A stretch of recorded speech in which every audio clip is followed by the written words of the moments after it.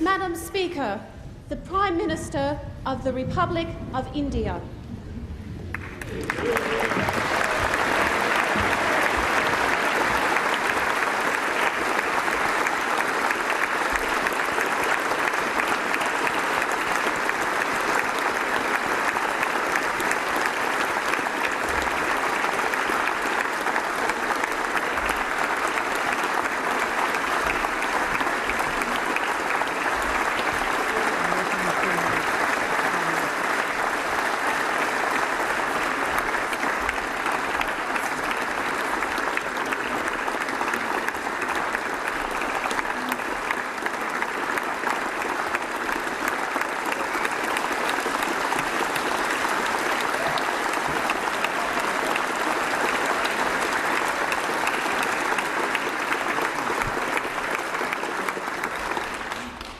Prime Minister, I welcome you to the House of Representatives chamber, and your address today is a significant occasion in the history of this House. I now call upon the Honourable the Prime Minister.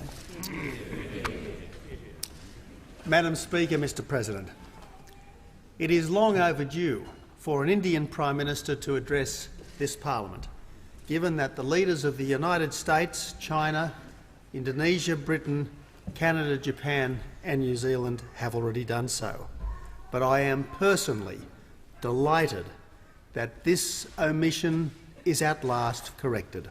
It is fitting that in the home of our democracy we should be addressed by the leader of the world's largest democracy.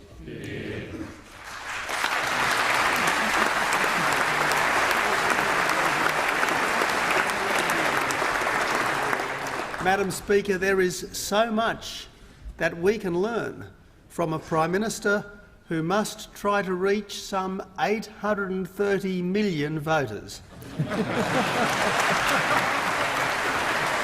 and whose mastery of electioneering has meant that in India's recent election he was literally beamed into dozens of different rallies simultaneously all around the country. Prime Minister Modi is the first in decades with an absolute majority in the lower house, the Lok Sabha, because he imbued his fellow citizens with the sure hope that tomorrow can be better than today. He gave credit for India's success to those who really deserved it. He told voters that their country belonged to them, not to their rulers or to their officials. And even here in Australia, the Modi campaign and victory inspired hope, because Australians too believe in work, family and community, in doing things for love, not just for money, and in living our ideals. Our two nations have much in common. We share an ocean, we share a language, we share a heritage as Westminster democracies enjoying freedom under the law. We even share the same national day, the 26th of January. Above all, we share a history. Way back in 1795, the very first cargo ever to be shipped out of New South Wales was mahogany and cedar bound for India. In the Gallipoli campaign that forged our nation, 5,000 Indians fought by our side, and Prime Minister Modi made a splendid presentation to me at the War Memorial this morning in their memory. The Australian Army and the Indian Army were brothers in arms at the Siege of Tobruk. As part of British Empire forces, our soldiers shared the tragedy of Singapore and the triumph at El Alamein. Australians admired the way India won independence, not by rejecting the values learned from Britain, but by appealing to them, not by fighting the colonisers, but by working on their conscience. Through all the troubles of partition and all the subsequent dashed hopes, India has magnificently maintained its democracy. And although India's GDP per person is still only about half of China's, its growth is strong Its economic prospects are bright, and its population is likely to overtake China's in the next couple of decades. This is why people now speak of the Indo-Pacific as the focus of the world's economic dynamism. With China, India is the emerging superpower of Asia, the emerging superpower that is already a democracy. Now, Madam Speaker, Gandhi taught that the most powerful force is not weapons, but good example.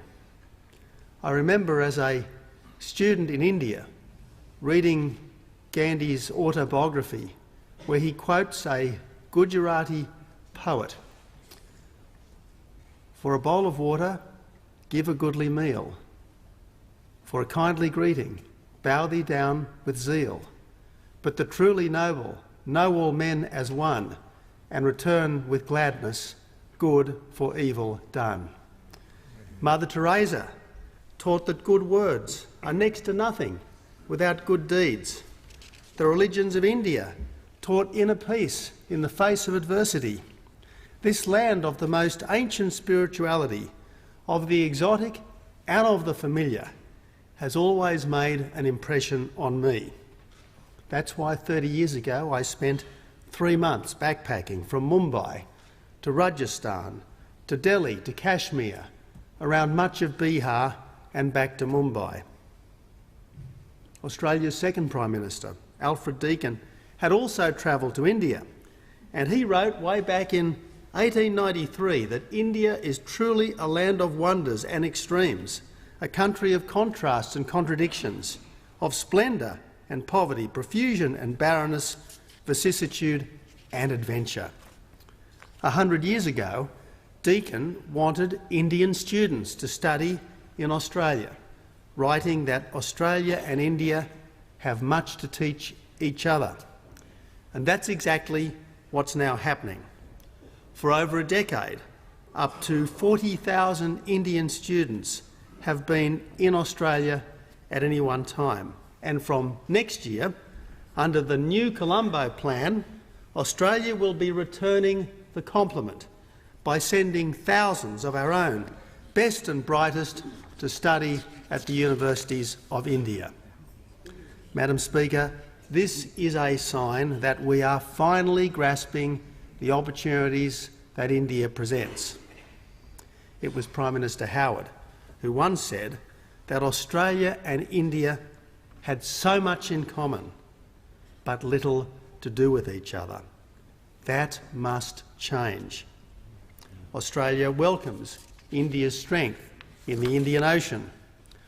Australia admires Prime Minister Modi's invitation to come make in India, which echoes our own determination that Australia will be open for business. But despite that, regrettably, Australia only did $15 billion worth of business with India last year, and that hardly does justice to our two countries' potential. We want to be a dependable source of energy security, of resource security and of food security for India. If all goes to plan, next year an Indian company will begin Australia's largest ever coal development, which will light the lives of 100 million Indians for the next half-century. If all goes to plan, and no one, if I may say so, has ever made the Indian bureaucracy perform as Prime Minister Modi did in Gujarat,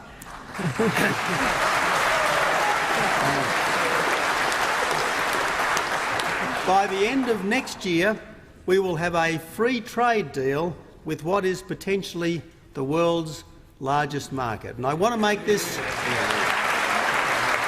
declaration here in this parliament. There are two can-do Prime Ministers in this chamber today, and we will make it happen. And if all goes to plan, Australia will export uranium to India, under suitable safeguards, of course, because cleaner energy is one of the most important contributions that Australia can make to the wider world. Now, Madam Speaker, geologists believe that somewhere between 130 and 300 million years ago, Australia and India actually shared the same landmass. We were, so to speak, joined at the geological hip. We cannot change continental drift, but we can ensure that we are closer friends and partners in the future than we have been in the recent past.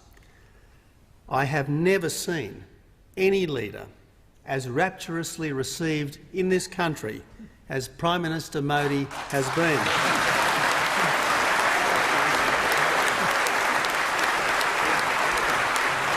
And that's not just by the 500,000 Australians of Indian descent, and not just because the former Chief Minister of Gujarat has never been a stranger to us, and at least this should mean that it never again will be 28 years till the next Prime Ministerial visit.